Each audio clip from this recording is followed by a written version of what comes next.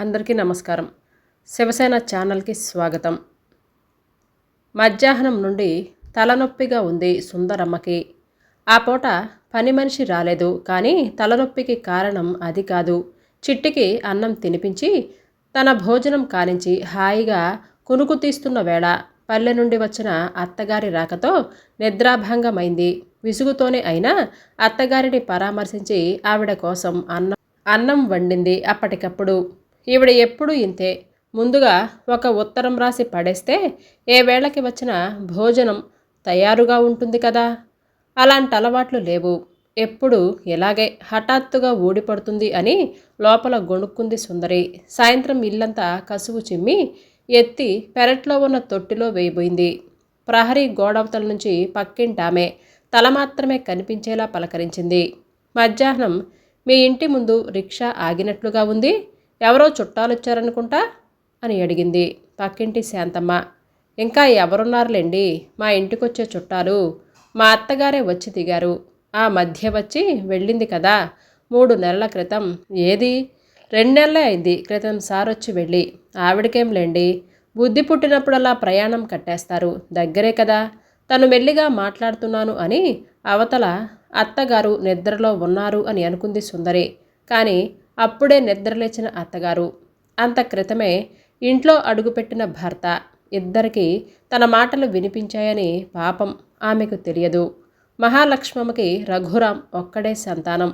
నిజానికి ఆవిడకి ఎప్పటికప్పుడు కొడుకుతో పాటు ఉండిపోవాలి అని ఉంటుంది మనసులో. అందులో వింతేమీ లేదు కదా. కానీ కోడలికి తనిక్కడ ఉండటం ఇష్టం లేదని ఆవిడ ఎప్పుడో తెలుసుకుంది. అందుకే పల్లెలో పాత మట్టి కొంపలో మకాం పెట్టి అక్కడే ఉంటుంది. అక్కడ ఆవిడకి భూములు ఆస్తులు ఏమీ లేవు. పంటలు పండి ధాన్యం ఇంటికి వచ్చే కాలంలో తెలిసిన వారి ఇళ్లలో ధాన్యం శుభ్రపరచటం, వేరుశనక్కాయలు ఒలిపించటం లాంటి పనులు దగ్గరుండి చేస్తుంది. వేసవి కాలంలో ఊరగాయలు చేసే పని చేతి నిండుగా ఉంటుంది. చేసిన పనులకు వస్తురూపంగా వచ్చే ప్రతిఫలమే ఆమెకు జీవనాధారం. ఎప్పుడో తప్ప తన అవసరాలకి కొడుకుని డబ్బడగదు.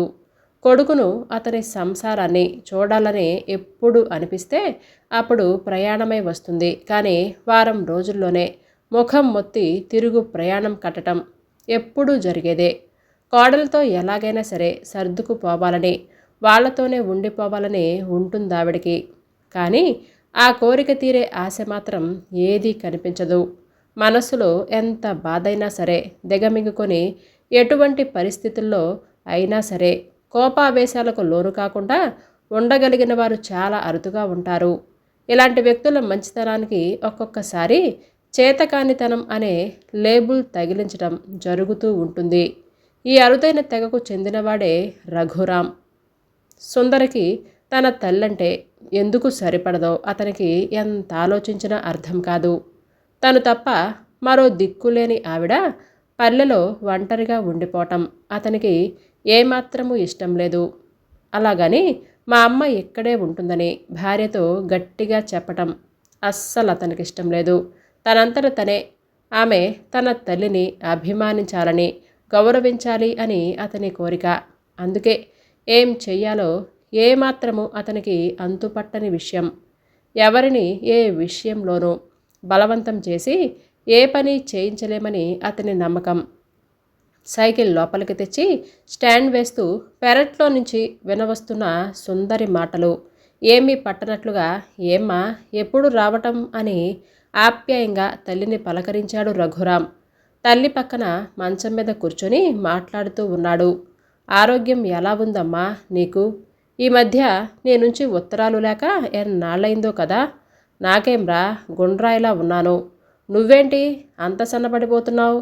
అమ్మా, నీ కళ్ళకి నేనెప్పుడు అలాగే కనిపిస్తానులే. కానీ నువ్వు ఎన్ని గంటలకొచ్చావు ఊరు నుంచి? భోజనం చేశావా? లోపల కాఫీ కలుపుతున్న సుందరికి ఈ సంభాషణతో తలనొప్పి మరింత ఎక్కువవుతుంది. అమ్మో, మెత్తగా కనిపిస్తారు కానీ అన్ని ఆరాలు తెస్తారు ఈ పెద్ద మనిషి.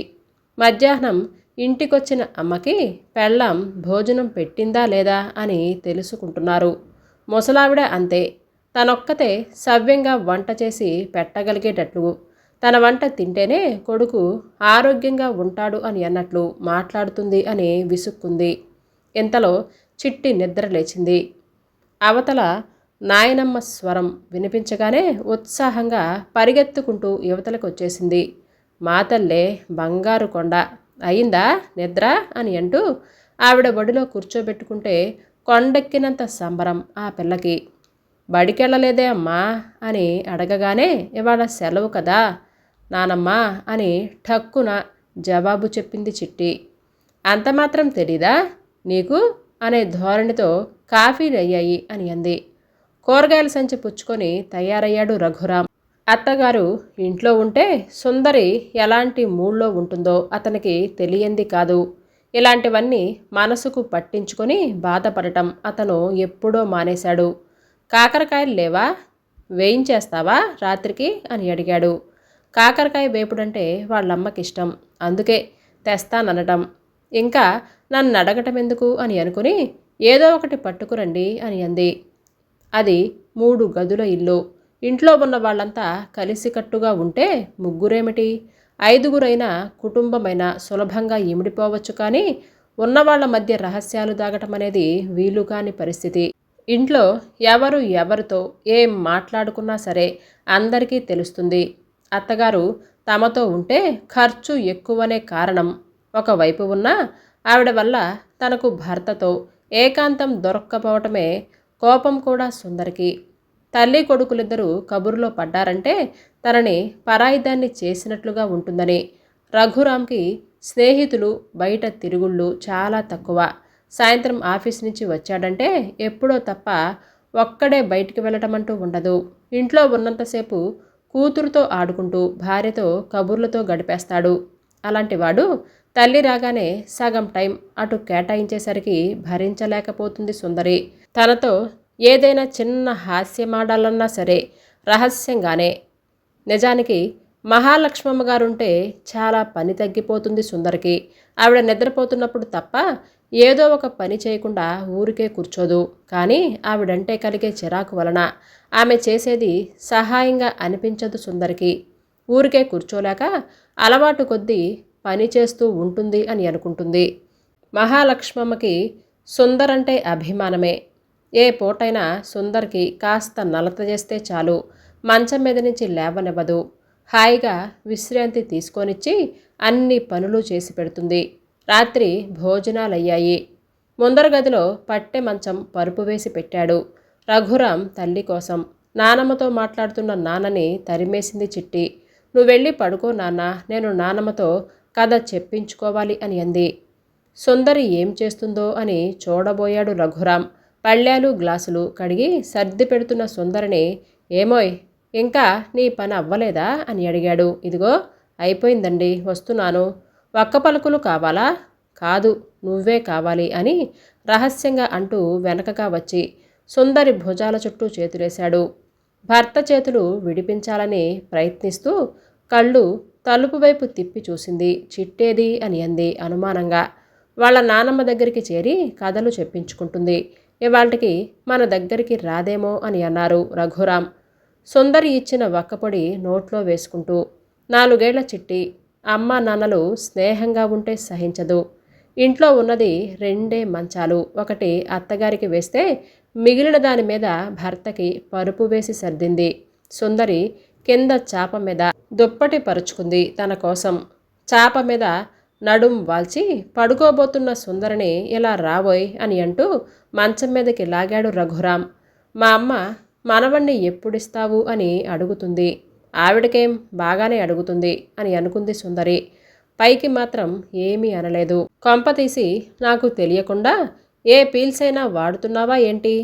నిజంగా మరి నాకు ఒక బాబుంటే బాగుండు అని అనిపిస్తుంది చెవిలో గుసగుసగా అన్నాడు.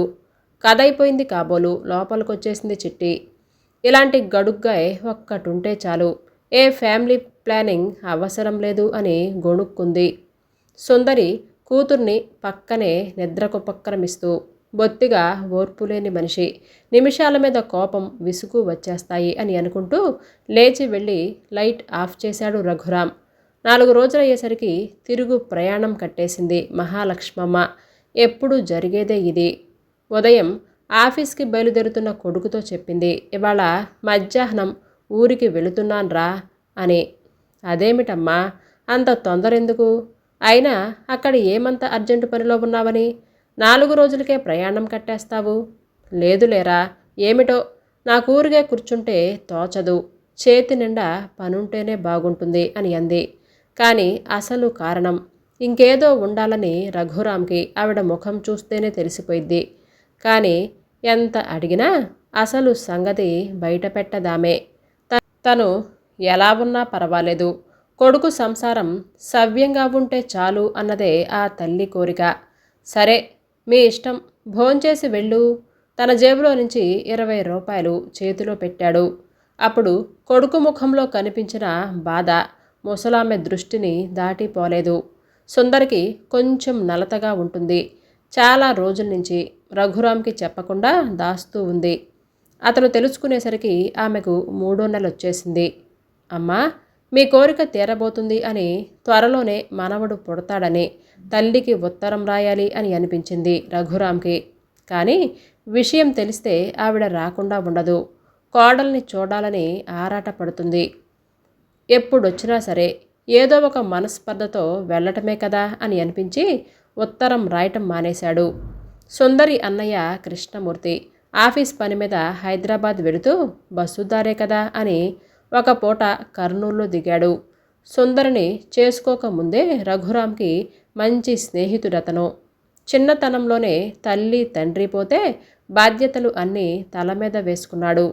కృష్ణమూర్తి పెద్ద చెల్లి సుందరిని మిత్రుడు రఘురామ్ చేతిలో పెట్టి కొంత భారాన్ని దింపుకున్నాడు. ఇంట్లో ఇంకొక చెల్లి తమ్ముడు ఉన్నారు. కృష్ణమూర్తి భార్య కూడా భర్తకు సహాయంగా ఉద్యోగం చేస్తూ ఉంటుంది. కానీ వాళ్ళ దురదృష్టం ఏమిటంటే పెళ్ళైనా కూడా సంతానం కరగలేదు. అందుకనే వాళ్ళకి సుందరి కూతురు చిట్టంటే ప్రాణం పెడతారు. హైదరాబాద్ నుంచి పాప కోసం బోలెడు బొమ్మలు డ్రెస్సులు కొని తెచ్చాడు కృష్ణమూర్తి. చెల్లై బావుమరిదితో కబుర్లు కాలక్షేపమయ్యాక పడుకోబోతూ చిట్టిని నా వెంట తీసుకెళతాను అని అన్నాడు రఘు. మీ అక్కయ్య తీసుకురమ్మని మరీ మరీ చెప్పి పంపించింది. సుందరికి ఆరోగ్యం బాగోలేనట్లుగా ఉంది కదా, కొన్నాళ్ళు అక్కడ విశ్రాంతి తీసుకుందుగాని రమ్మంటే తను రానంటుంది. పోనీ చిట్టినైనా పంపితే వాళ్ళమ్మకు రిలీఫ్ అవుతుందేమో అని అడిగాడు. ఏదో మాట వరసకి అంటున్నాడు అని రఘురామ్ ఏం జవాబు చెప్పలేదు. అతను నిజంగానే అడిగాడని సుందరి చెప్పేదాకా అతనికి అర్థమే కాలేదు. మా అన్నయ్య చిట్టిని పంపమనడిగితే పలకకుండా ఉండిపోయారేమిటి? అయితే నిజంగానే అడిగాడంటావా? నిజంగా కాక సరదాకి అబద్ధమాడతారా? పంపిస్తే ఏంటట? దానికి ఎలాగూ సెలవులే కదా. సెలవులిచ్చినప్పటి నుంచి ఇంట్లో అది నన్ను వేధిస్తూ ఉంది అంటున్న సుందరి వంక నమ్మలేనట్టుగా చూశాడు రఘురామ్. అది మనల్ని వదిలి ఉండగలదా అని సందేహంగా అన్నాడు. రాజుకి రమణికి సెలవులే కదా, ఇప్పుడు ఇంట్లోనే ఉంటారు కదా, వాళ్లే చూసుకుంటారు. సాయంత్రం మా వదిన చూసుకుంటుంది. దీనికి వాళ్ళ దగ్గర అలవాటే కదా, వెళ్ళినప్పుడల్లా అక్కడే ఉండిపోతాను అని తెగ పేచీ పెడుతూ ఉంటుంది. సుందరి అంత నమ్మకంగా ఎలా చెప్పగలుగుతుందో అని అనుకున్నాడు రఘురామ్. కానీ సుందరి ఏ విషయంలోనైనా సరే ఒక నిర్ణయం తీసుకుంటే దాన్ని కాదని, పరిస్థితిని భరించటం ఎంత కష్టమో అతనికి బాగా తెలుసు. పోని ఎందుకొచ్చిన గొడవ, అది ఉండకపోతే వాళ్ళన్నయ్య తీసుకొచ్చి వదిలిపెడతాడు కదా అని తనకి తనే సర్ది చెప్పుకున్నాడు. తెల్లవారి నిద్రలేచాక బయలుదేరదామా చిట్టి అని అడగగానే వెళదాము అని అన్నట్లుగా తల ఊపింది. తనకిష్టమైన డ్రెస్సులు అమ్మనడిగి బ్యాగ్లో పెట్టించుకుంది. మళ్ళీ ఎప్పుడొస్తావమ్మా అని అడిగాడు రఘురామ్. 2 చేతుల వేళ్లు తిప్పి చూపిస్తూ ఇన్ని రోజులకి అని చెప్పింది. అమ్మో, అన్ని రోజులే అని అతను బెంగగా చూస్తుంటే బొగ్గ మీద ముద్దు పెట్టి మావయ్య వేలు పెట్టుకొని అక్కడి నుంచి వెళ్ళిపోయింది టాటా చెబుతూ చిట్టి. ఊరెళ్ళి వారం రోజులైంది. ముద్దు మాటలతో పొద్దు పోగొట్టే కూతురు ఇంట్లో లేకపోవటంతో రఘురామ్కి పిచ్చెక్కినట్లుగా ఉంది. అయినా బయట పడకుండా సుందరి ఎలా ఫీల్ అవుతుందో అని పరిశీలిస్తూ ఉన్నాడు. తనకు ఇష్టం లేదని తెలిసి పాపని ఊరు పంపించిందని కాస్త కోపంగానే ఉంది అతనికి. సుందరి ఆరోగ్యం కుదుట పడింది. డాక్టర్ రాసించిన మందులు టానిక్ వాడుతుంది. విశ్రాంతి తీసుకోవలసిన అవసరం కూడా ఇప్పుడు తగ్గిపోయింది. అక్కడే మొదలైంది అసలు సమస్య. చిట్టి అడ్డు రావటం వలన ఎంతో సక్రమంగా చెయ్యలేని పనులు కల్పించుకొని గుర్తు చేసుకుంటుంది. ఇప్పుడైనా ఉదయం భర్త ఆఫీస్కి వెళ్ళినప్పటి నుంచి సాయంత్రం భర్త ఇంటికి చేరుకునేదాకా అన్ని గంటలు ఎన్ని పనులు చేస్తే గడుస్తాయి? ఏ పూట కాపూట సుందరి ఊరికెళ్ళి పాపను తీసుకురారా అని అడుగుతుందేమోనని చూస్తున్నాడు రఘురాం. అప్పటికి 1-2 సార్లు అన్నాడు. చిట్టి లేదు కదా, నీకు బోరు కొట్టడం లేదా అని అంది. అది పుట్టి 4 ఏళ్లే కదా అయింది, అంతకు ముందంతా ఎలా ఉన్నాం అని సమాధానం చెప్పిన సుందరిని ఏమనాలో అతనికి అర్థం కాలేదు. అదే సమయంలో తమ పెళ్ళైన కొత్తలో జరిగిన సంఘటన ఒకటి గుర్తుకొచ్చింది అతనికి. దీపావళి పండుగ కాబోలు కృష్ణమూర్తి ఇద్దరిని ఆహ్వానించాడు. తన ఆఫీస్లో 3 రోజులే సెలవు దొరికింది. సుందరి కొన్ని రోజులుండి వస్తుందని వాళ్ళు అడిగితే తను సరే అన్నాడు. కానీ ఆమె తన వెంటే వచ్చేది. మిమ్మల్ని వదిలి నేను ఉండలేనండి అంటున్న భార్యను మన పెళ్ళై 6 నెలలే కదా అయింది, ముందరంతా ఎలా ఉన్నావు అని హాస్యమాడటం గుర్తుకొచ్చి నవ్వుకున్నాడు రఘురాం.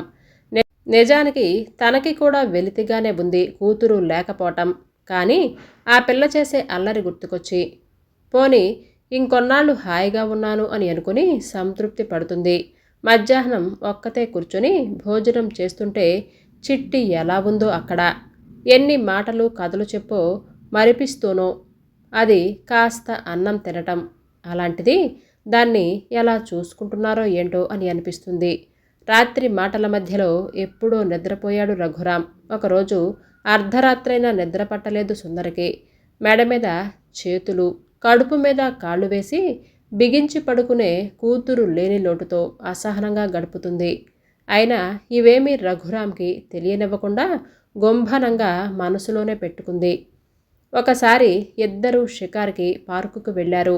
గేటులోనే అచ్చం చిట్టిలాగే కనిపిస్తున్న ఒక పాప తల్లిదండ్రులు ఇద్దరి చేతులు పట్టుకొని గంతులు వేస్తూ ఎదురుగా వచ్చింది.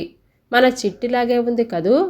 ఆ పాప మనసులోని భావాన్ని బయటపెట్టాడు రఘురాం. ఆ క్షణంలో సుందరి మనసులోని మాట కూడా అదే. అంతటితో ఊరుకోలేదు రఘురాం. ఏమిటో నువ్వెలా ఉన్నావో కానీ నాకు మాత్రం బెంగగా ఉంది. పాప లేకపోవటం, ఇంటికొచ్చానంటే కాళ్ళు చేతులు కట్టి పడేసినట్టుగా ఉంటుంది అని అన్నాడు. ఇక సంభాషణ ముందుకు సాగలేదు. సుందరి ముఖం నిర్లిప్తంగా మారిపోవటం, ఆమె లోపల ఏదో బాధపడుతున్నట్లుగా ఉండటం గమనించాడు రఘురాం. ఏమిటలా అయిపోయావు అని అడిగాడు. కొంచెం తలనొప్పిగా ఉందండి. పోనీ ఇంటికి వెళ్ళిపోదామా? వెంటనే తలోపింది. ఇంటి దారి పట్టారిద్దరూ. ఇదిగో మీ అన్నయ్య ఉత్తరం రాశాడు అని అంటూ సుందరికి చెప్పాడు రఘురాం. ఏమని రాశారు? చిట్టి తల్లి ఎలా ఉందో? దానికేం బాగానే ఉందట, ఇంకా కొన్నాళ్ళు ఇక్కడే ఉంటుంది అని రాశాడు. కాఫీ తాగి పేపర్ చూస్తూ కూర్చున్నాడు రఘురాం. చిట్టి చూడండి, మన కోసమేమీ బెంగ పెట్టుకోకుండా ఉండిపోయింది అక్కడ. ఇది చదివితే మీకేమీ అనిపించలేదా అని అడిగింది సుందరి వచ్చి భర్త పక్కనే ఉన్న స్టూల్ మీద కూర్చుంటూ. అనిపించేందుకేముంది, బాగానే ఉండగలుగుతుందేమో అనిపించింది. అది కాదండి, ఒక్కసారైనా అమ్మ నాన్న అని తలుచుకోకుండా నిబ్బరంగా ఉండగలిగిందంటే నమ్మకం కలగకుండా ఉంది. అయినా అన్నయ్య ఊరికే ఎందుకు రాస్తాళ్లే ఏంటో, పిల్లల కోసమని మనం ఎన్నో వదులుకుంటాం. ఎప్పుడు వాళ్ళు సంతోషంగా ఉంటే చాలు అని అనుకుంటాం. ఏ కాస్త కాలు నొప్పో కడుపు నొప్పో వచ్చినా తల్లడిల్లిపోయి తిండి నిద్ర మానేసి కనిపెట్టుకొని ఉంటాం. ఇదేమీ అర్థం చేసుకోరు కాబోలు వాళ్ళు. పేపర్ పక్కన పడేసి సుందరి కళ్ళల్లోకి నిశితంగా చూస్తూ కూర్చున్నాడు రఘురాం. ఏమిటిలా మాట్లాడుతుంది ఇవాళ అని చూస్తున్నారు కదా. అవునండి, నేనేమి బండరాయిని కాదు కదా, కాకపోతే కాస్త గుమ్మనంగా ఉంటానంతే అంటున్న సుందరి కళ్ళల్లో నీళ్లు తిరగటం అతను గమనించాడు. నేనేమన్నానోయ్ అంత బాధపడుతున్నావు అని అంటూ ఆమె భుజాల చుట్టూ పట్టుకొని దగ్గరికి తీసుకున్నాడు. మీతో చెప్పలేదు కానీ నా మనసేమీ బాగోలేదండి. భోజనం సహించదు, నిద్ర రాదు. ఏ పని చేస్తున్నా చిట్టి తల్లి గుర్తుకొస్తుంది. అదెళ్ళి 10 రోజులైనా కాలేదు. వెళ్ళి తీసుకురండి అంటే మీకు కోపం వస్తుందేమోనని నేను చెప్పలేదు. కళ్ళ నీళ్లాపుకుంటూ కొంగులో ముఖాన్ని దాచుకొని అంది. ఈ అమ్మాయి తత్వం ఇన్నేళ్లైనా సరే పూర్తిగా అర్థం కాలేదు. నాకేమిటో అని అనుకున్నాడు రఘురాం. సాయంత్రం బజార్కెళ్ళి కూరగాయలు తీసుకొచ్చాడు. అప్పట్నుంచి అతను కాస్త సీరియస్గా ఉండటం గమనించింది సుందరి. తనేం మాట్లాడినా ఆ అని సమాధానం చెప్తున్నాడు. అతను ఎందుకో ముభావంగా ఉన్నాడు. రాత్రి భోజనాలయ్యాయి. ఏమండి, మరి ఊరికి ఎప్పుడు వెళతారు అని అడిగింది సుందరి భర్తకి తాంబూలం అందిస్తూ. ఎల్లుండి ఆదివారమే కదా, రేపు రాత్రి బయలుదేరతాలే. పోని నువ్వు కూడా వస్తావా ఏంటి? వద్దు, నేను వెళితే వెంటనే రానివ్వరు. మీకిబ్బంది. మీరే వెళ్ళండి. లైట్ ఆర్పేనా? బెడ్ లైట్ వెలిగింది. గుండెల మీద చేతులుంచుకొని కప్పు వైపు చూస్తూ పడుకొని ఉన్న రఘురాం దగ్గరికి జరుగుతూ అడిగింది సుందరి. ఏమండి, ఎందుకో అదోలా ఉన్నారు, నాకు చెప్పరు అని. మరేమీ లేదు, మన పాపకి 4 ఏళ్ళు. 4 ఏళ్ళు పెంచిన ప్రేమతోనే కన్న కూతురిపైన ఇంత మమకారం పెంచుకున్నాం. అది మనల్ని వదిలి హాయిగా ఉండగలిగింది. మనం మాత్రం దానికోసం బెంగ పెట్టుకొని బాధపడుతున్నాం. మరి మా అమ్మ చిన్నప్పుడే నాన్న పోతే తన ఆశలన్నీ నా మీద పెట్టుకుని 22 ఏళ్ల వయసు వచ్చేదాకా నన్ను సర్వస్వం దారపోసి పెంచుకుంది. ఇప్పుడు ఈ వయసులో ఒంటరిగా పల్లెలో నాకు దూరంగా ఎలా ఉండగలుగుతుందో, ఎంత బాధ పెట్టుకుందో మనసులో అనిపించి ఆలోచిస్తున్నాను. నిజానికి అతను సుందరిని బాధ పెట్టాలి అని ఈ మాట అనలేదు. ఏదో మనసులో కదులుతున్న ఆలోచనలని. ఆమె ఏమిటలా ఉన్నారు అని అడిగితే అనాలోచితంగా బయటపెట్టాడు. సుందరి గుండెలకు ఎక్కడో తగలరాని చోట చర్నాకోలు పెట్టి కొట్టినట్లుగా అయింది. ఇదేమీ గమనించని రఘురాం అటువైపు తిరిగి కళ్ళు మూసుకున్నాడు. సుందర్కి తన తల్లిదండ్రులు ఎలా ఉంటారో గుర్తులేదు. తన భర్తకి అత్తగారికి మధ్య ఉన్న బాంధవ్యాన్ని గురించి ఆమె ఎప్పుడూ పెద్దగా ఆలోచించలేదు. ఇప్పుడు ఆమె హృదయంలో ఏదో తెలియని కవాట ద్వారం తెరుచుకున్నట్లుగా అయింది. తమ పెళ్ళై ఇక్కడ కాపురం పెట్టినప్పటి నుంచి అత్తగారు రాకపోకలు, ఆమె తన మీద చూపించే అభిమానం, తన ఆవిడతో ప్రవర్తించే తీరు అన్నీ గుర్తుకొచ్చి కలవర పెడుతున్నాయి. అత్తా కోడళ్ళంటే ఉత్తర దక్షిణ ధృవారే అనే భావం ఎలాగో ఎప్పుడూ నాటుకుంది తన మనసులో. అర్ధరాత్రైంది. దాహమై మెలకువ వచ్చింది రఘురాంకి. పక్కన కూర్చొని తన ముఖంలోకి చూస్తున్న సుందరి కనిపించింది. ఒక్కసారిగా ఉలిక్కిపడ్డాడు. ఏంటిది, వట్టి మనిషివి కూడా కాదు, ఇలా విశ్రాంతి లేకుండా కూర్చుంటే ఆరోగ్యం పాడవదు అని మందలించి పడుకోబెట్టాడు. ఏమండి, నన్ను క్షమించరు? అయోమయంగా ఉంది రఘురాంకి. నన్నేమీ అడగొద్దు, క్షమించానని చెప్పండి ముందు అని అంటూ అతని చేతిని తీసి తన కళ్ళ మీద ఆనించుకుంది. రేపత్తయ్యకి జాబు రాయరు, ఇక్కడికొచ్చేయమని. సుందరి మాటలు అర్థం కావటం లేదు అతనికి. ఏంటండి పలకరు? మీరు రాస్తారా, నన్ను రాయమంటారా? అవును మరి, ఆవిడికి త్వరలోనే మనవడు పుడతాడని రాయటం మరవరు కదూ.